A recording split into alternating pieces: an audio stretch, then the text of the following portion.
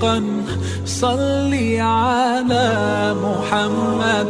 السلام عليك يا رسول الله، السلام عليك يا حبيبي عليه الصلاة والسلام. السلام عليكم ورحمة الله. ازيكم عاملين ايه؟ يا رب تكونوا بخير وبأحسن حال. في الأول كده وفي البداية كل سنة وانتم طيبين، ويا ريت اللي لسه داخل عندي على القناة جديد يشترك ويفعل الجرس عشان يوصلوا كل الفيديوهات اللي أنا بعملها أول بأول إن شاء الله. النهاردة أنا جايبه لكم موضوع مهم جدا جدا وهيعجبكم جدا جدا إن شاء الله. لو انت الرومي عندك خفيف، مش بيكبر، وزنه مش بيزيد، مع انك انتي بتهتمي بيه، بتاكليه كويس وبتغذيه كويس او بتحطله يعني اكل نظيف وموفر له كل حاجه، بس برضو مش بيكبر او مش وزنه مش بيبان عليه. طيب يا ترى ده من ايه؟ هل ده عنده ديدان ولا ده حاجه تانية؟ طيب انا هعرف منين لو كان عنده ديدان او انا هعالج ازاي الموضوع ده؟ طيب مبدئيا كده، لو الرومي عندك عنده ديدان، في حاجة غير انك تجيبي الادوية البشرية والكلام ده. انا بحب اشتغل قوي قوي بالحاجات الطبيعية في الاول، وهي عموما بتجيب نتيجة حلوة جدا. انت هتجيبي ايه او هتعرفي ازاي في الاول ان الرومي بتاعك عنده ديدان؟ اول حاجة، الرومي لو عنده ديدان هتلاقيه بيروح وهو بيفحر في الارض وبياكل من الارض زي كل الفراخ طبعا. اول ما واحدة من الرومي ده تعمل حمام، بيجري عليه عشان ياكل من الحمام ده. لو اكل من الحمام ده يبقى هو عنده ديدان. لو بينزل مية كتير من بقه يبقى هو عنده ديدان. لو جسمه ناشف قوي وبياكل كتير ومع ذلك جسمه ناشف يبقى هو عنده ديدان. طيب انا لو عايزة اشيل الديدان دي اعمل ايه؟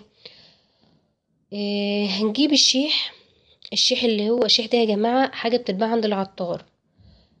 الشيح ده احنا كنا بنجيبه زمان علشان نرشه كده حوالين البلكونات والشبابيك حوالين البيت، يعني عشان احنا طبعا هنا في الأرياف، فبنرشه حوالين البيت والأسطح والحاجات دي علشان يمنع دخول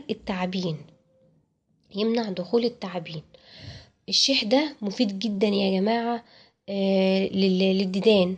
هو اساسا مطهر معوي وبيساعد اي طير مش بس الرومي ان معدته تبقى نظيفة جدا. اي ميكروب اي حاجة في المعدة بيشيلها، بيفتح الشهية، بيحسن الشهية جدا عند الطائر، بيخلي الطائر وزنه يزيد حلو جدا، له فيتامينات وحاجات كويسة جدا للطائر.